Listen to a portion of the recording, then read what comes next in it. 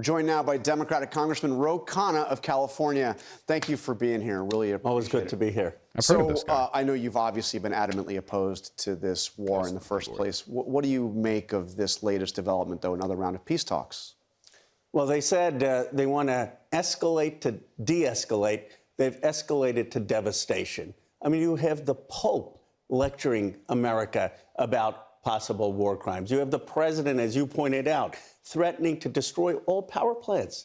I didn't think we would ever get to that point. You have the Strait of Hormuz that is now blocked. This never happened before the war. What have we achieved? Gas is up from $2.30 to $4.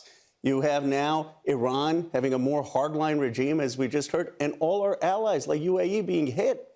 I mean, we've created devastation, and we're being lectured by the Pope. We saw that. We saw the McCormick resignation. resignation. Let me ask you, you've called the war, I think I have this correct, the biggest blunder in American foreign policy in the 21st century. If this gets to a resolution, I mean, if they actually, and I know that's a big if, but if they actually get to a resolution where Iran has given up its nuclear program and, you know, there is a peace deal, maybe even a peace deal with Lebanon, are you prepared to revise that and say that they actually got something out of it and it wasn't a blunder? If we actually achieve something, but the enriched uranium is still there. We have a more hardline regime there. Khamenei Jr. actually wants to develop nuclear weapons. Does anyone believe that we actually have more leverage over the Strait of Hormuz? We have less. China has more influence in Iran. And we've lost our entire moral credibility. We have a president of the United States threatening to wipe out Iranian civilization, and people think it's normal. And then you have a situation where our troops are at risk, where a president who campaigned on peace is spending now $400 billion to spend more money on these wars. Why aren't we spending that on health care here, jobs here, child care here? Why aren't we addressing the needs of the American people? I'm Team America. He seems to be more obsessed with the Middle East. So let me ask you about Israel. You were one of 40, I mean, you're not in the Senate, but there were 40 Senate Democrats who voted to halt the sale of military equipment to Israel, something you agreed with clearly. Is the Democratic Party no longer a pro-Israeli party? We're a party that believes in two states and peace. But let me tell you what we're not for. We're not for aid to Israel. They've got a $45 billion defense budget. Why are we giving them money? Why aren't we providing it for health care here? Why aren't we providing it for child care here? By the way, that's not just an issue on the Democratic Party. You look at Republican voters under 50, they agree with me. And then you look at what the devastation was in Gaza. Why aren't we doing the Arab peace plan, which, by the way, the UAE foreign minister has supported, of two states? You have a Palestinian state and which is demilitarized, and an Israeli state. That's what we are for. We should be for. I'm not in favor of a demilitarized Palestinian state. I know exactly what Israel would do to that, but, you know, one step at a time, I suppose. Peace, and we should be for justice in that region. But that seemed to be a big moment to see the vast majority of Democrats in the Senate say no more military sales right now to Israel. Well, what they said is no more bulldozers that are destroying Palestinian villages. It's unjust. I mean, the young people in this country, when I met Netanyahu years ago, I said to him, Mr. Prime Minister, you may have won the battle, you've lost the war, because you've lost the next generation in America. We don't think you're acting morally. We have a sense that people in Palestine, they deserve justice. They deserve a state. And yes, we need to have a secure Israel, but not an Israel led by Netanyahu, who killed 70,000 people in Gaza. I know Ro Khanna's about as far as we can expect to get on the issue right now. But, you know, it's okay. Ro Khanna might be the voice for it in Congress at the moment, but the average Democrat who is dissatisfied with Israel would not be satisfied merely with a change in the guard, followed by no change in Israel's behavior whatsoever. Not an Israel that is going to be raining bombs in Beirut, and not a prime minister sitting in our situation room. Let me tell you what a Democratic president's never going to do. An Israeli prime minister is not going to be sitting in our situation room telling the American president what to do.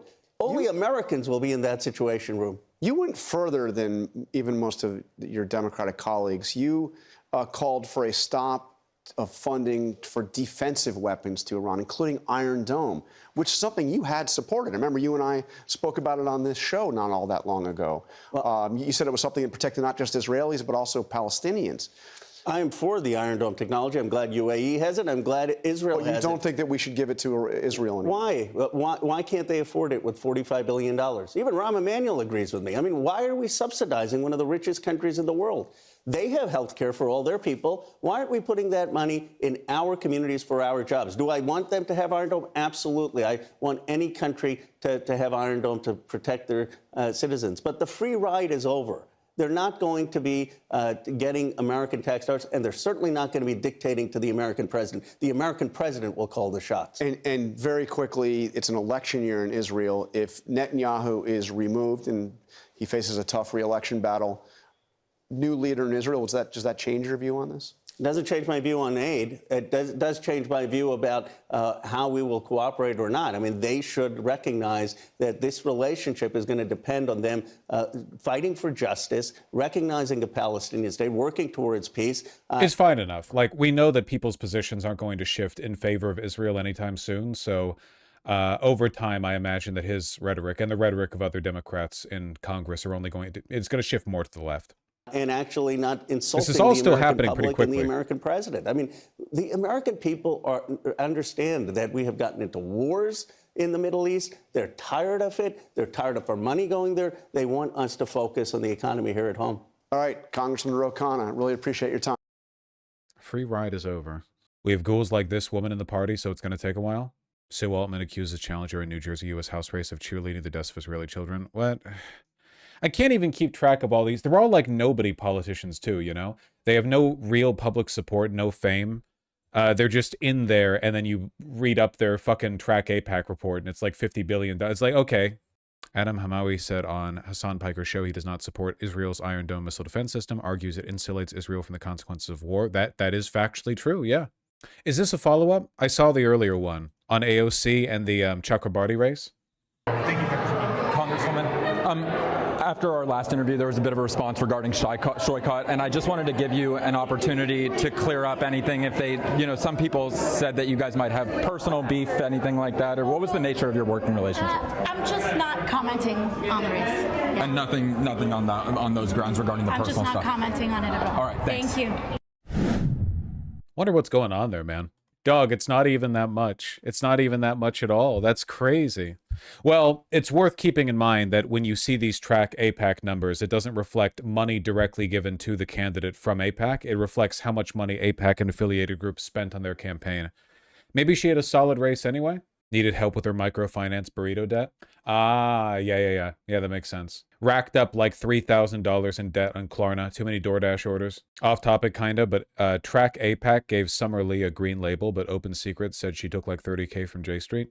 I don't know about all that. I don't really know about all that. I do know that there's at least one candidate who took money from J Street who's fine. What was her name? She just won? Mahia, thank you, Mahia. I'll never get that right. For reasons that have nothing to do with racial animus. Yeah, she got a JPAC, not a JPAC, she got a J Street endorsement that she accepted a little bit before winning, but it doesn't look like Mejia conceded any positions beforehand, so it seems more like them ceding to her rather than the other way around. Okay, in fairness, APAC and J Street blend together. Lately, though, actually not so much. J Street signing up with Mejia is interesting, no? People got mad at her over it, but I don't think it really, I'm still sus.